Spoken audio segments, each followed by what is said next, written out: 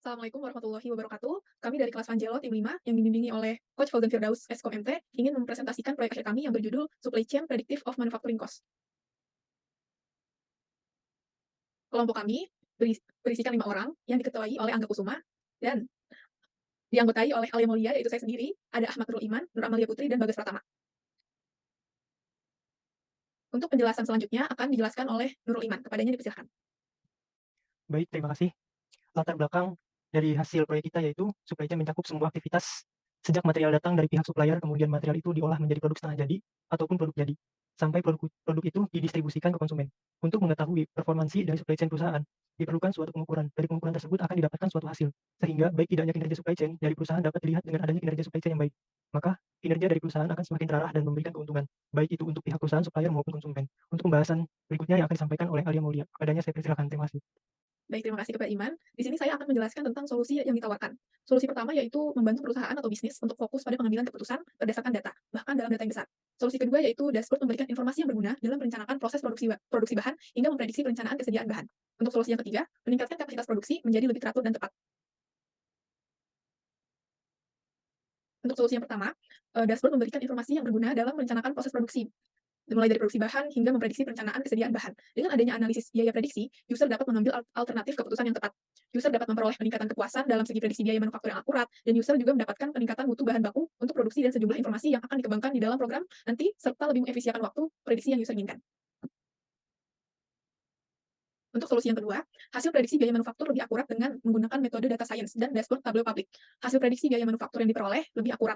Financial benefit juga dapat memudahkan user untuk melakukan perencanaan produksi yang lebih baik, mengoptimalkan prediksi biaya, dan dapat mengurangi resiko kegagalan produk yang user inginkan. Sedangkan untuk solusi yang ketiga, industri tekstil ini bisa mendapatkan keuntungan dan dapat lebih mengefektifkan serta mengurangi dari prediksi tingkat kecacatan produksi, prediksi pengiriman, prediksi pendapatan yang dihasilkan, serta prediksi harga dan ketersediaan produk atau barang yang akan dipasokkan. Untuk slide selanjutnya akan dijelaskan oleh Angga. Kepadanya dipersilakan. Ya, terima kasih Alia. Selanjutnya, demo aplikasi. Yang pertama, buka website Tableau, klik Tableau publik. Yang kedua, sync in, email dan password user maupun pengguna. Yang ketiga, user maupun pengguna akan ditampilkan oleh tampilan depan dashboard Tableau publik. Yang keempat, sebelum ke deployment dashboard Tableau publik, pemrosesan untuk PA yang kami buat, kan website Tableau publik. Kami itu proses serta melakukan peramalan pasokan melalui website tersebut. Sebelum kami melakukan peramalan terhadap dataset yang sudah ada, kami mencari nilai kiriman, pendapatan yang dihasilkan, tingkat kecacatan, dan harga dan ketersediaan di tahun 2023. Dan untuk cara mendapatkan nilai dari 4 elemen tersebut, klik web authoring pada website Tableau publik. Klik masukkan data sudah di-download berbentuk CSV. Klik update now agar dataset dapat dideteksi oleh Tableau. Setelah itu, klik sheet 1. Masukkan shipping carriers ke dalam columns, masukkan shipping cost dan shipping times ke dalam rows.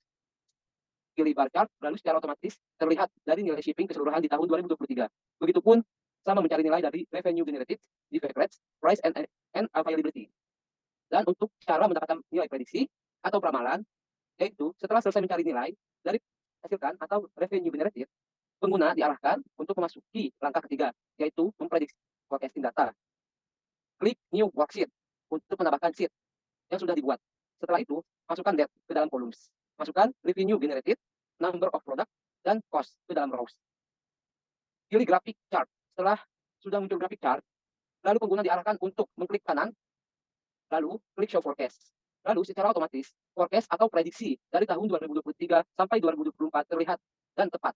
Begitupun sama untuk mencari prediksi atau forecast dari shipping, defect rate, price, and availability. Dan yang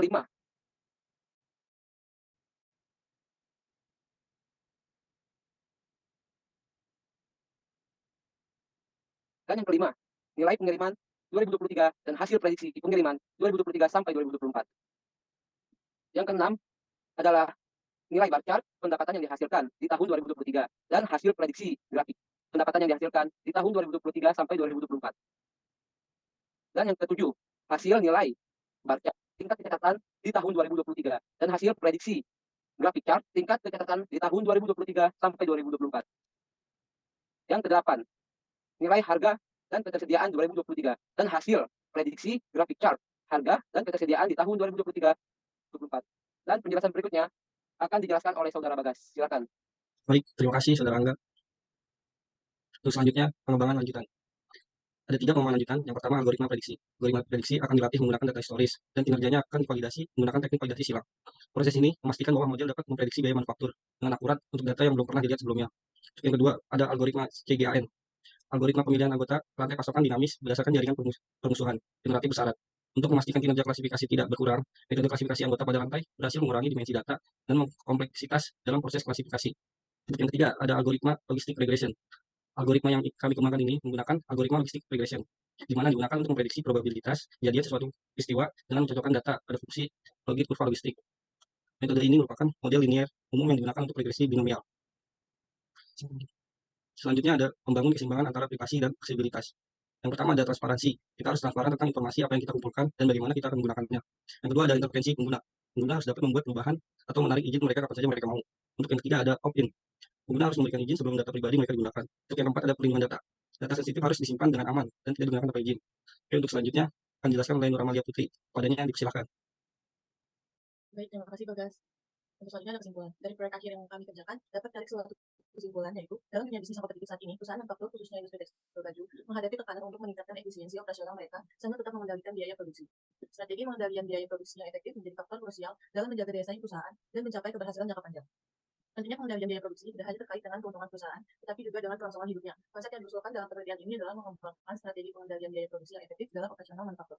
Metodologi penelitian ini dirancang untuk menginvestigasi strategi pengendalian biaya produksi yang efektif pada operasional manufaktur. Metodologi ini akan melibatkan pengumpulan data yang komprehensif, analisis mendalam, implementasi strategi, dan evaluasi yang terus. Baik, selanjutnya akan saya kembalikan ke Saudara Alia Maulia kepada saya. Baik, terima kasih kepada teman-teman yang telah menjelaskan proyek akhir ini dengan baik. Untuk itu, di sini saya pamit undur diri. Untuk kurang lebihnya mohon maaf. Wassalamualaikum warahmatullahi wabarakatuh.